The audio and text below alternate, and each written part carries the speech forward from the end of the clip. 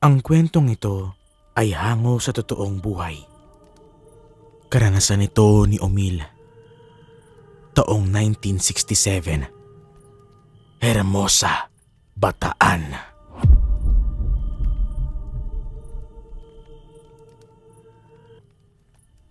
Itong mga panahong ito, matagal nang naninirahan sa lugar ng Hermosa ang pamilya ni Omil. Anak siya ng mag-asawang si Protestancio at Carmen. Dadalawa lang din silang magkapatid at lahat sila noon namulat sa pangaral ng Katolisismo. Isang debotong may malalim na ugnayan sa relihiyon ang kanilang mga magulang.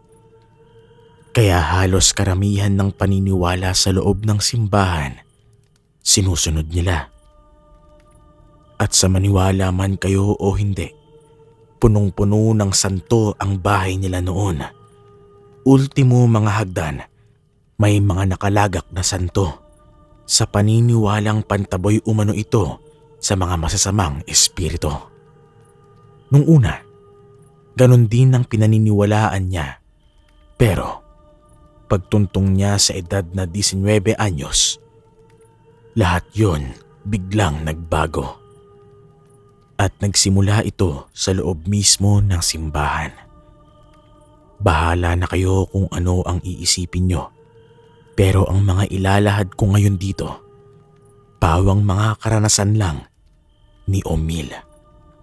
Wala rin akong intensyon na mangyurak ng paniniwala dahil baka ang lahat ng nangyari sa kanya ay dahil lamang sa kawalan niya ng pananampalataya.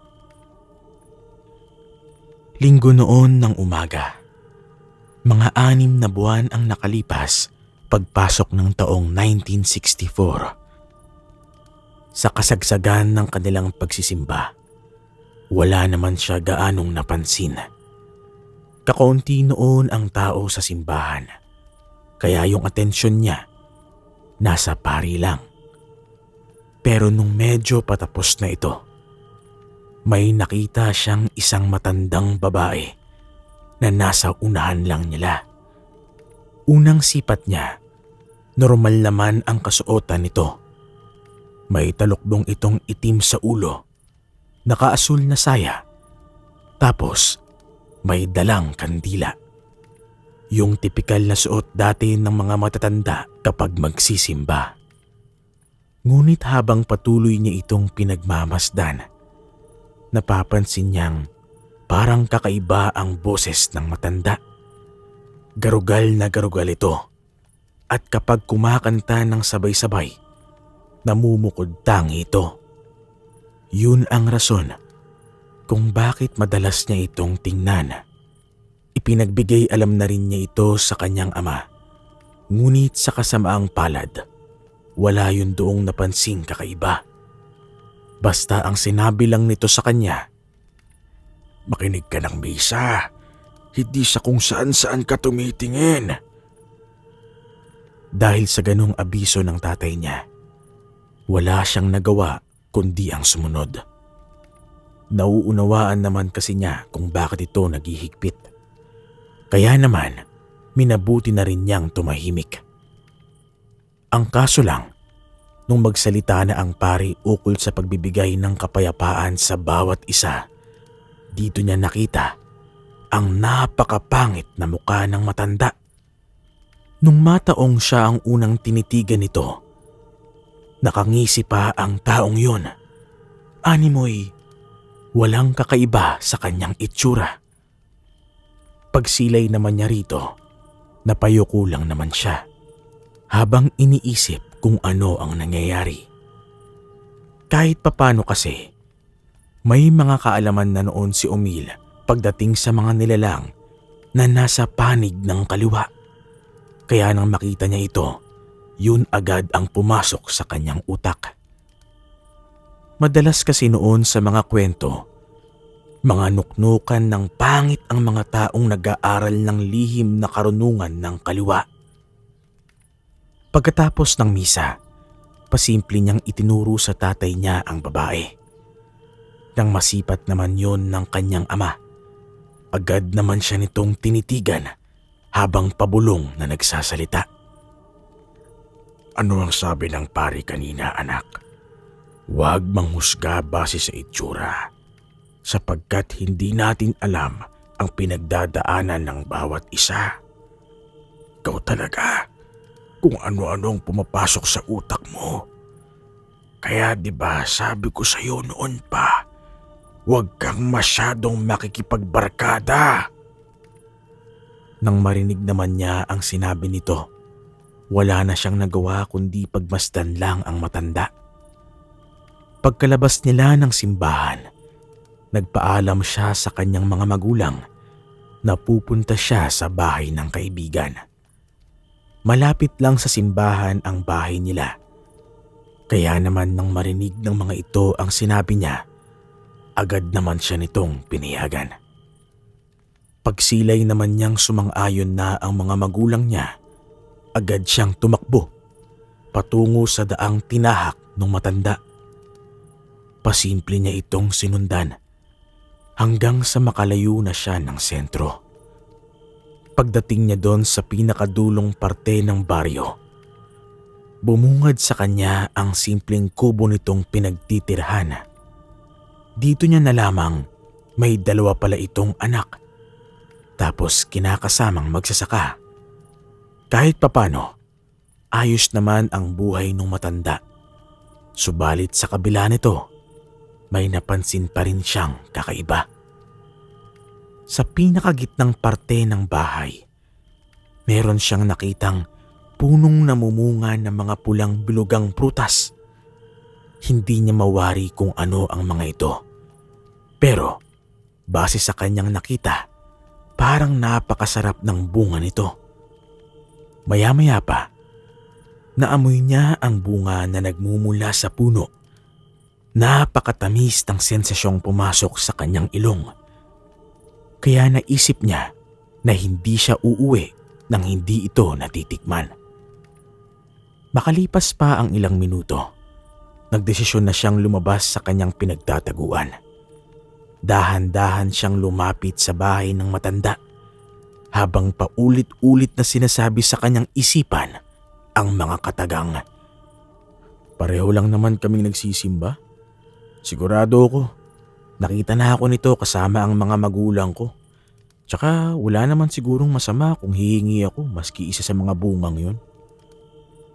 Dahil sa ganong paniniwala, lumapit siya ng walang kaide-ideya ukol sa totoong pagkatao ng mga nilalang na makakaharap niya. Kalaunan, nang mapansin naman ng matanda ang kanyang presensya, agad naman siya nitong sinalubong hanggang sa magpang-abot na sila sa pintuan ng bakuran. Pagkakita naman nilang dalawa, ngumisi lang naman ito habang nagtatanong sa kanya ng, Oh, iho, ano ang kailangan mo? Bakit ka napabisita sa bahay ko? Nariyan ba ang mga magulang mo? Sa tono ng pananalita ng matanda, parang napakaamo nito. Ngunit kapag tinitigan mo ang kanyang muka, dito mo masasabing hindi yun totoo. Nakakaloko ang tingin sa kanya ng matanda at maging siya man, hindi maiwasang mapansin ito. Gayunpaman, dahil siya ang may kailangan, pinili niyang yun ay pakisamahan. Sa loob ng ilang minutong kanilang pag-uusap, ipinagtapat niya ang pakay niya. Inabisuhan din niya itong wala doon ang nanay niya, para naman kahit papano alam ng matanda. Nang marinig naman ng matanda ang kanyang sinabi, bahagya naman itong napasilay sa punong gusto niyang pagkuhaan ng bunga. Pagbalik naman ng paningin nito sa kanya, mahinaw nitong nagsalita. Alam mo kasi, iho, wala akong pinagbibigyan ng bunga niyan eh. Malayo kasi ang lugar na pinagkuhanan ko ng punong yan. Pero sige, dahil mabait ka naman, bibigyan kita ng isa. Pagkarinig naman niya sa sinabi nito, Medyo nagtaka siya. Gaubas lang kasi ang laki ng bunga, kaya hindi niya inaasahang isa lang ang ibibigay nito sa kanya. Isa pa, marami ang bunga nito noong pumunta siya, kaya medyo nakakalungkot yung sinabi ng matanda. Ngunit sa kabila nito, minabuti na lamang niyang sumang-ayon. Sa isip-isip niya, kukuha na lang siya ng marami kapag nataong hindi ito nakatingin sa kanya habang nangunguha. Paglapit naman nila sa puno, dito na siya pinahanap ng hinog na bunga. Habang hindi pa siya noon kumikilos, patuloy lang ito sa pagsasalita para magbahagi ng kaunting kaalaman ukol sa punong kanyang pagkukuhanan. Subalit lahat ng sinasabi sa kanya ng matanda noon, hindi niya naunawaan. Bukod kasi sa ito ang unang beses na makakita siya ng ganon, wala pa siyang kaide-ideya hingil sa mga punong nagtataglay ng mga nakalalasong bunga.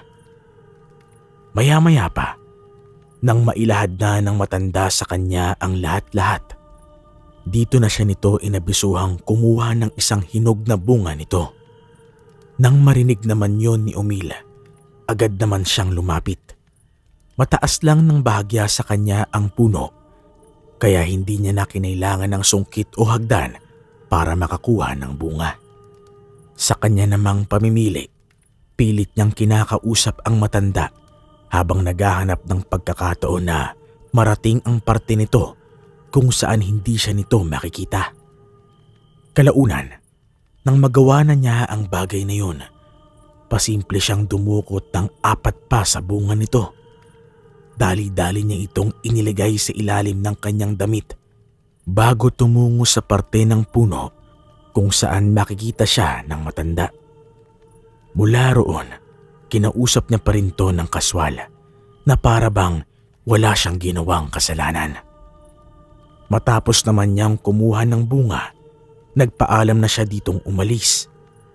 Nang marinig nito ang sinabi niya, napangiti lang naman ito habang sumasagot ng, Mag-iingat ka sa pag-uwi mo, iho. Magkita na lang tayo sa susunod na linggo. Dahil sa sinabi nito, napangiti lang naman siya. Hindi niya sukat akalain na may mabuting puso pala ang matanda. Sa pagbagtas naman niya ng daan papauwi, dito na niya sinimulang papakin ng bunga ng kanyang nakuha. Ayon sa kanya, na kahit napakaliit nito, ubod yun ng linamnam. Yung lasa nito, kahit ilang beses siyang uminom ng tubig, hindi pa rin nawawala. Dahil sa ganoong sensasyong na ibibigay nito sa kanya, nagdesisyon siyang itira ang dalawa para ipatikim sa mga magulang niya. Ilang minuto pa ang lumipas. Pagdating niya sa bahay nila, nadatnan niya ang kanyang mga magulang na kasalukuyang abala sa gawaing bahay. Nang bigla na lang, agad naman niyang kinuha ang mga naitabi niyang bunga, sabay tungo sa kinaroroonan ng tatay niya. Tay, tikman niyo to oh. Sobrang sarap. Bigay ni Aling Jacinta, yung matandang tinuro ko sa inyo kanina. Nang marinig naman ng ama niya ang kanyang sinabi, bigla naman tong napatingin sa kanya. Dahan-dahan itong pinagmasdan ang bunga na kanyang hawak.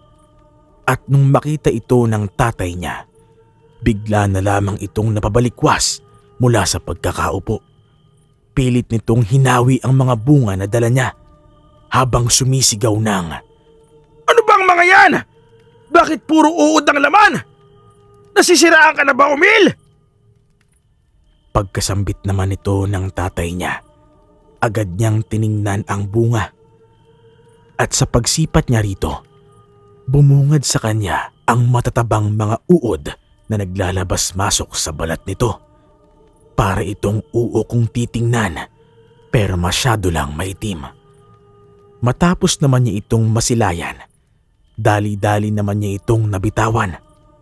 Pagbagsak nito sa sahig, laking gulat na lamang niya nang makita niya itong malusaw hanggang sa tumagos na sa ilalim ng kanilang bahay.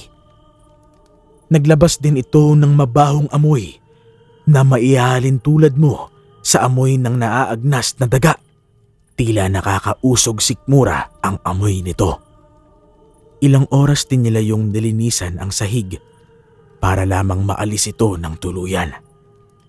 Pagkatapos naman nilang maglinis, tinanong siya ng tatay niya kung saan niya ito nakuha at kung may kinain ba siyang ganun. Nung una, medyo nag-aalangan pa siyang magsalita. Ngunit sa katagalan, nagdesisyon siyang sabihin na ang totoo. Kahit papano kasi, natatakot din siya na baka may mangyari sa kanya nang hindi inaasahan. Nang marinig naman ng kanyang ama ang lahat-lahat, imbis na sa albularyo ito pumunta, sa pari ito lumapit. Doon ito nagmakaawa para lamang maalis sa kanyang sistema ang bunga na nakain niya. Nang marinig nito ang kanilang hinaing, inabisuhan sila nitong pumunta sa bahay pagamutan. Pinayuhan din sila nitong lumapit sa albularyo. Ang kaso, wala nung nahanap ang tatay niya. Nataon kasing panahon noon ng pangangalap, kaya yung mga albularyo sa lugar nila, hindi nila mahagilap. Lumipas ang araw na yon, naging maayos naman ang lahat. Pero pagtungtong ng sumunod na araw, dito na siya nakapansin ng mga kakaibang bagay. Yung mga santo sa bahay nila, bigla na lamang niyang napansing binabalutan ng masamang presensya. May mga pagkakataon ding parang nakakakita siya ng mga aninong mabilis na dumadaan. Sa loob mismo ito ng kanilang bahay nangyayari. Kaya dala ng kanyang pag-aalala, agad niya itong ipinagbigay alam sa tatay niya. Ngunit sa kasamaang palad, hindi yon naniwala. Kinagabihan nung araw pagkatapos ng kanilang hapunan, pumasok na siya sa kanyang silid. Maaga pa kasi siya noon matulog dahil limitado lang ang langis ng mga lampara nila.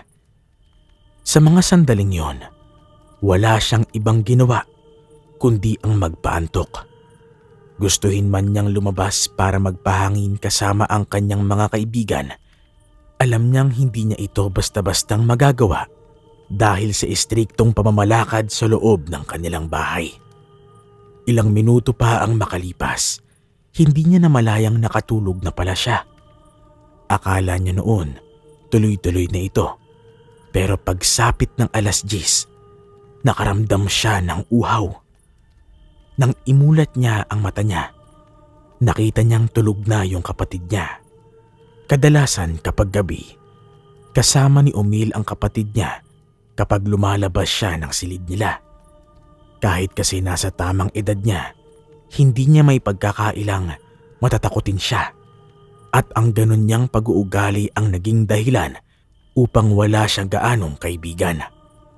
Ayos lang naman ang ganong sitwasyon para sa kanya, gawa ng araw-araw naman niyang kaagapay ang kanyang pamilya. Dagdag pa niya, marami ang pwedeng gawin para mamuhay ng maayos at masaya sa lugar nila. Nakatuon din ang kanyang atensyon sa pagtulong sa kanyang mga magulang at pagsilbi sa simbahan. Balik tayo sa kwento. Pagtayo niya sa kanyang higaan, diretso naman siyang lumakad patungo sa may bandang pinto. Nasa 2nd palapag noon ang kanilang silid, kaya dahan-dahan naman siyang bumaba ng hagdan. Pagdating naman niya sa parte ng hagdan kung saan naroon ang rebulto ng isang santo, bigla naman siya nung natigilan. Matapos niyang mapansing namumula ang mga mata nito. Pagsilay naman niya rito, napansin niyang parang humihingi ito ng banayad. May mga naririnig din siyang tinig na mula sa loob ng rebulto. Indikasyon na may nangyayari noong hindi kaaya-aya. Dala ng kuryosidad, imbis na bumalik siya sa kanyang silid, minabuti niyang titigan ng malapitan ang rebulto ng santo. Akala niya kasi namamalikmata lang siya at nakakarinig ng mga bagay-bagay. Pero lingid sa kanyang kaalaman, totoo na pala ang mga pangyayaring kanyang nasasaksihan. Maya-maya pa, bigla na lamang siyang napaatras nang masipat niyang tumaas ang ulo ng rebulto kasabay ng sapilitan nitong pagtayo. Bitak-bitak man ang katawan nitong gawa sa semento, hindi nito napigilang umahon ang nilalang. Nang tuluyan na itong makatayo, tumambad sa kanya ang isang nakakatakot na imahe nito na may 8 kamay. Halos pilit na nagkakaisa ang tagpi-tagpi nitong katawan. Animoy may kung anong mahika ang bumabalot dito. Pag-atungan laman nito, bigla naman siya nitong sinunggaban hanggang sa napilitan na siyang kumaripas ng takbo papalayo. Sa sobrang takot noon ni Omil, hindi na niya nalaman pa kung paano siya nakalabas ng kanilang bahay. Ilang metro ang layo ng tinakbo niya sa kanilang tahanan. Napansin niyang kusa siyang iniwan ng nilalang. Hindi niya mawari kung saan ito pumunta. Gawa ng naglaho na lamang ito na parang bula. Pagbalik ng katahimikan sa paligid, napansin niyang pinalilibutan na pala siya ng mga kapitbahay niyang nagising sa sigaw niya. Kahit yung mga magulang niya noon napalabas ng bahay dahil sa napakalakas niyang sigaw. Paglapit naman ng mga ito sa kanya, mahinahon siyang tinanong ng kanyang tatay ukol sa mga nangyari. Nang marinig naman niya ang sinabi nito, panay lang naman ang kanyang pag-iiyak dahil sa nilalang na kanyang nakita. Ni hindi rin siya noon nakapagsalita sa takot na baka bumalik ito sa oras na sabihin niya ang totoo. Maya-maya pa, nang mapagtanto naman ng kanyang ama na wala siyang balak na magsalita, nagdesisyon itong iuwi na muna siya. Kaya yun ginawa ng tatay niya ay para ilayo siya sa matinding kahihiyan na dulot ng mga usap-usapan ng mga kabaryo nila. Pagdating naman nila doon sa kanilang bahay, tinulungan muna siya nitong kumalma bago ito magsimulang magtanong. Isang oras ang lumipas nang medyo maayos na ang kanyang lagay. Dito na lumapit ang kanyang ama habang mahinahong nagtatanong sa kanya. Sa kasagsagan ng pagsasalita nito, itinuro nito sa kanya ang mga piraso ng rebultong nawawala. Magsalita ka, anak. Ano man ang nakita mo, paniniwalaan ko. Karamay mo kami sa lahat ng problema, kaya huwag ka nang mabahala. Dahil sa sinabi ng tatay niya, doon siya nagkaroon ng lakas ng loob para magsalita. Alam niya kasing totoo ang lahat ng mga sinasabi nito. Gawa ng noon pa man, hinding-hindi siya nito tinalikuran. Sa loob ng ilang minuto nilang pag-uusap, inilahad niya ang lahat ng kanyang nalalaman. Pagkarinig naman ito sa kanyang mga naging kwento, maging ito man, hindi makapaniwala sa nilalang na umahon mula sa rebulto ng santo. Ayon sa kanyang ama, medyo hindi kapanipaniwala ang mga nangyari. Gawa ng kung iisipin, may basbas ng pari ang mga santong yun. Hinding-hindi ito kayang lasunin ng kahit na anong salamangka. Maliban na lamang kung nagmumula ito sa taong nagtatangan ng malalim na kaalaman ng karunungan ng kaliwa. Mariin din itong inilahad na dahil sa pangyayari, hindi malabong malagay sa alanganin ang pamilya nila. Dagdag pa ng tatay niya na kung magpapatuloy ang ganong pangyayari, mapipilitan na silang ipaalam ito sa mga paring may mataas na katungkulan sa simbahan. Nang marinig naman niya ang sinabi ng tatay niya, napatahimik lang naman siya.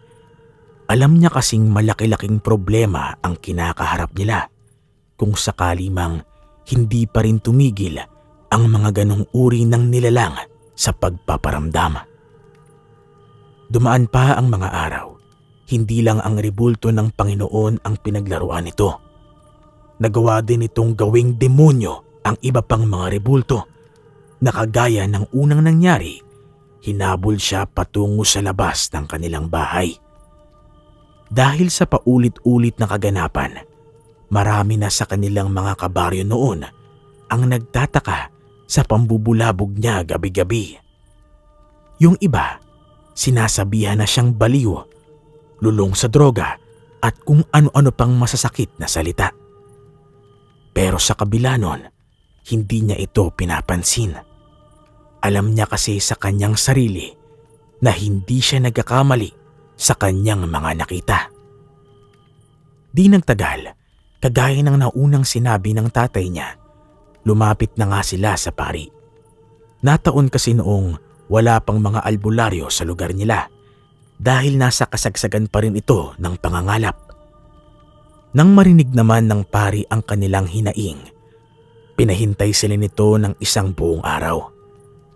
Kinahapunan, pagbalik naman nito sa simbahan, muli sila nitong pinatawag. Pagbalik nila sa simbahan, bumungad sa kanila ang kapwa nito pari na nakasuot ng itim na sutana. Taliwas sa paring hiningan nila ng tulong. Ang paring yun ay hindi nagpapakalat ng mabuting balita. Kabilang ito sa mga mandirigma ng simbahan na sumusupil sa lahat ng mga masasamang nilalang na nagbibigay ng karamdaman o nananalasa sa mga taong kanilang kapanalig sa pananampalataya. Pag-upo naman nila sa harapan nito, agad naman niyang napansin ang medalyong suot nito. Kahit maamo ang mukha ng paring yun, ramdam ni Umil ang pagiging mabangis nito. Maya-maya pa, dito na sila nito tinanong ukol sa mga nangyari. Habang nagsasalita ang pari, napansin niyang nakatuon ang atensyon nito sa lahat ng isasagot niya. Nung una, inakala niyang pangkaraniwan lang ang ganon nitong akto. Pero nang magsimula na itong magsalita, dito niya nalaman ang mga bagay-bagay. Kaya ikaw ang tinanong ko, Umil, dahil ikaw ang nakakaalam ng lahat ng nangyayari. Ikaw din ang susi kung paano natin to malalagpasan. Alam kong alam mo kung sino ang totoo nating kalaban. At sa tulong mo, naniniwala akong hindi na ako mahihirapan. Sabihin mo lang kung saan siya nakatira. Huwag kang matakot, sapagkat ang mga ganitong nilalang hindi na dapat pa pinapatagal sa mundong ito. Dagdag pa ng pari na kinakailangan na nilang magmadali, lalo pat limitado lang ang oras nito sa kanilang lugar. Marami pa kasi itong pupuntahang bayan para manilbihan. Nang marinig naman ni Umil ang sinabi nito, naglakas loob na siyang sabihin ang lahat ng kanyang mga nalalaman. Kahit ang kanyang mga magulang, hindi niya binahagian ng tinatago niyang impormasyon hinggil sa taong kinukutuban niyang may gawa nito. Deboto rin ng simbahan ang pinaghihinalaan ko. Hindi ko to sinabi kay ama sapagkat ayokong may kagalitan siya. Wala rin po akong sapat na batayan para ito'y mapatotohanan. Tanging kutob lang po ang aking sinasandigan. Ngunit kahit ganito man, naniniwala akong siya lang ang pwedeng gumawa ng ganito. Hindi rin ako kumbinsido na kagaya namin siyang mga ordinaryong tao. Nang marinig naman ng pari ang kanyang sinabi, napatitig lang naman ito sa kanya habang nag-iisip ng malalim. Maya-maya pa, nang makagawa na ito ng desisyon, agad naman itong ibinahagi sa kanila ang binabalak nito. Kung yan ang kutob mo, Umil, samahan mo kung puntahan ang taong tinutukoy mo. Ako ang magkukumpirma kung totoo ang lahat ng mga sinasabi mo. Huwag kang matakot sapagkat nasa likod natin ang Panginoon. Dahil sa sinabi nito, wala naman siyang nagawa kundi ang sumang-ayon. Matapos ang kanilang naging pag-uusap, pinauwi na sila nito. Kinahapunan, dumating ang pari sa kanila na nakasuot ng normal na kasuotan. May dala-dala rin tong bayong na naglalaman ng iba't ibang kagamitan na halos purong pangkumbate. Ayon sa kanya, ang pinakapangunahing armas nito ay isang punyal na gawa sa pilak at bakal. May makadala din tong kahoy na krus na naglalaman ng buhangin at mga alabok na galing di umano sa mga pumanaw na sugo ng simbahan. Bago rin nila nilisan ang kanilang bahay, binigyan siya nito ng San Benitong medalyon na halos kapareho ng medalyong suot nito. Huwag mong iwawala yan, Umil, sapagkat sa harap ng panganib, ililigtas ka ng medalyon na yan. Manalig ka, pawiin mo ang takot sa iyong kalooban. Matapos naman itong mailahad ng pari, nagdasal sila ng kalahating oras bago umalis. Ang inialay nilang dasal ay para sa pagpapatawad ng kanilang mga kasalanan. Ayon dito, hindi sila maaaring pumunta ng digmaan kung marumi ang kanilang mga puso. Sa sandali kasing malakas ang kakaharapin nilang nilalang, may posibilidad na gamitin nito ang kanilang kasalanan bilang kanilang kahinaan. Ayaw naman itong mangyari ng pari, lalo pat kalimitan sa mga albularyo at antingero, madalas na natatalo dahil sa ganong pagkakamali. Pagsapit ng dapit hapon, umusad na sila patungo sa bahay ng babae. Kalahating oras ang binaybay nila, marating lamang ang tahanan nito. Ilang metro ang layo mula sa bahay ng taong yun. May mga nakita silang rebulto na nakatayo sa bakuran malapit sa mismong bahay. Nung masipat naman ito ng pari, ito na mismo ang nagsabi sa kanya na yun na nga ang nilalang na may gawa ng lahat ng pangyayari sa loob ng bahay nila. Dagdag pa nito na kinakailangan nilang maging alerto dahil ang mga ganong uri ng nilalang maraming abilidad na kayang gamitin. Nang marating nila ang harapan ng bahay, agad naman silang sinalubong ng babae. At kagaya ng inaasahan, hindi man lang nila ito nakitaan ng anumang takot sa muka. Pagharap naman ito sa pari, nagmaang-maangan pa ito hanggang sa makumpronta na ito. Akala ni Umil, madali lang itong masisindak ng paring kasama niya. Pero nagkamali siya.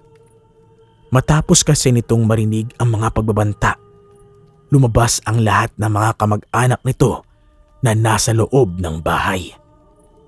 Dito na rin yun nagsimulang magwika ng may paninindak sa bawat salitang binibitawan nito. Huwag ka namang manakot at magbanta, Padre. Nakakalimutan mo yata. Paluwarte ko ang lugar na ito. At dito, hindi umiiral ang Diyos na kinikilala mo.